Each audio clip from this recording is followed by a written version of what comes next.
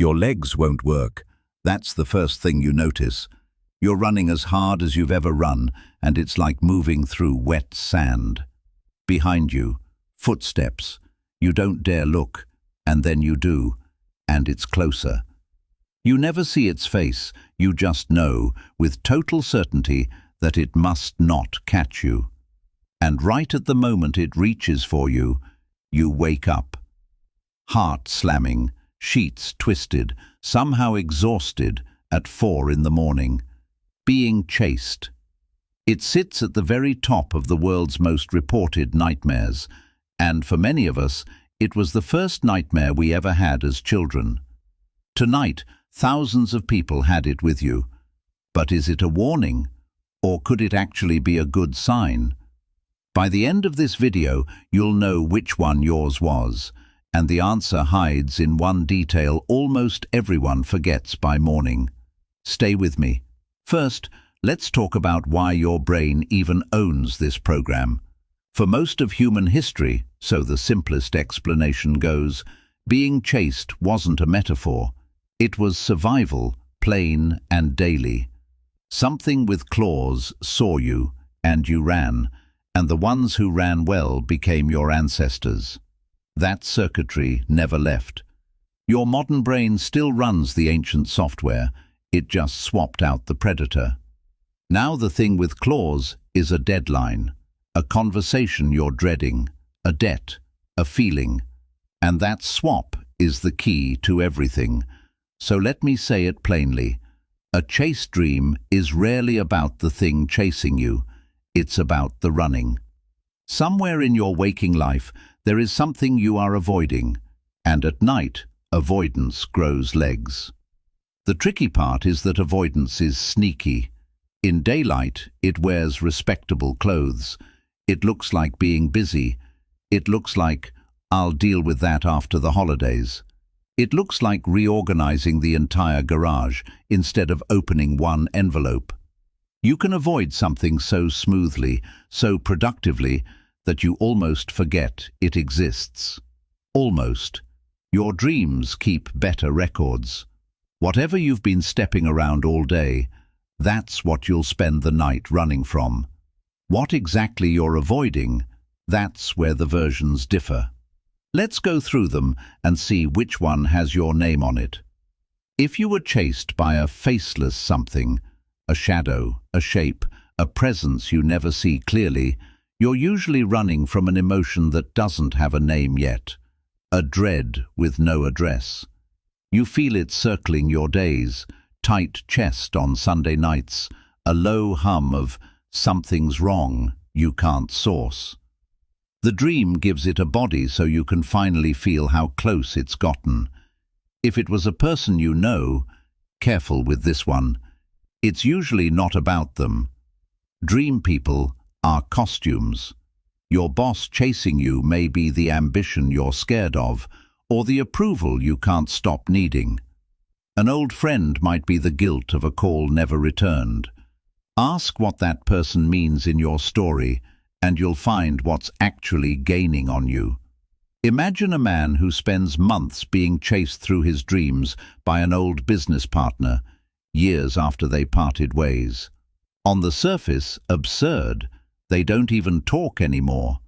Underneath, precise. The partner was the one who talked him out of his own idea, and the thing gaining on him every night was the version of that idea he never built.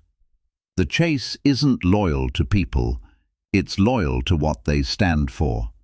If it was an animal or a monster, something inhuman, all instinct, then what's chasing you usually lives inside. Anger you keep zipped up, a desire you've decided is unacceptable, even grief. The wilder the creature, the wilder the feeling you've caged. If the horror was your own body, legs of concrete, screams with no sound, running in place, that's the overload dream. You're not avoiding one thing, you're carrying too many. People in the most demanding seasons of life get this one. New parents, caretakers, anyone who's said yes past their limits. The dream isn't hunting you, It's showing you that you can't outrun a to-do list. And then there's the fifth version, the rare one. You stop. You turn around. You face it. If you've ever done this in a dream, you know the impossible thing that happens next. The monster hesitates, blurs, shrinks. Sometimes it turns into someone. Sometimes it simply isn't there anymore. That fifth version is the detail I promised you, because it's not just a dream event, it's instructions. There's a real therapy built on exactly this. Specialists who treat recurring nightmares teach people to rehearse the dream. During the day, while you're calm and safe, you replay the nightmare on purpose, but you script a new ending. You stop. You turn around. You look straight at whatever is chasing you, and you ask it one question. What do you want? And many people find the night version starts to update, because the mind never needed the fear rehearsed.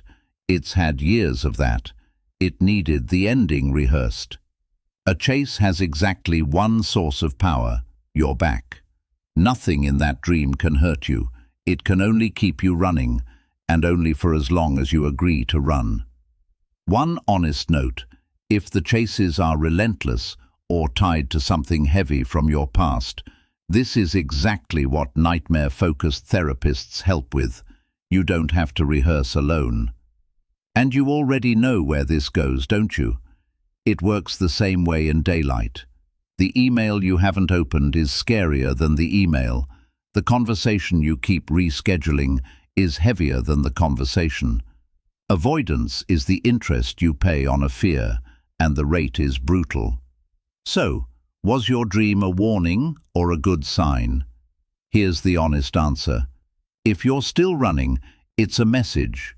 Something needs to be faced, and soon, because the dream is getting louder for a reason.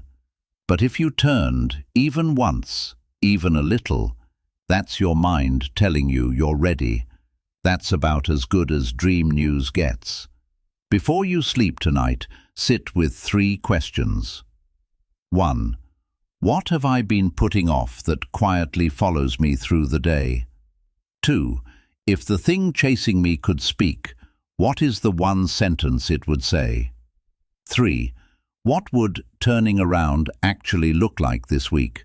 1 call, 1 honest talk, 1 opened envelope.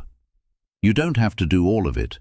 Chases end 1 step at a time. The first one just points the other way. Now I want to hear yours. Who or what was chasing you? A shadow, someone familiar, something with teeth. Drop it in the comments. The chaser is the clue, and I promise other people are running from the same thing. If dreams like this one keep visiting you, subscribe. Every week we take one dream and find out what your mind was actually saying. Falling, teeth, fire, your ex. The whole midnight cast is here. Sleep deep tonight. And if the footsteps come back, maybe this time, turn around.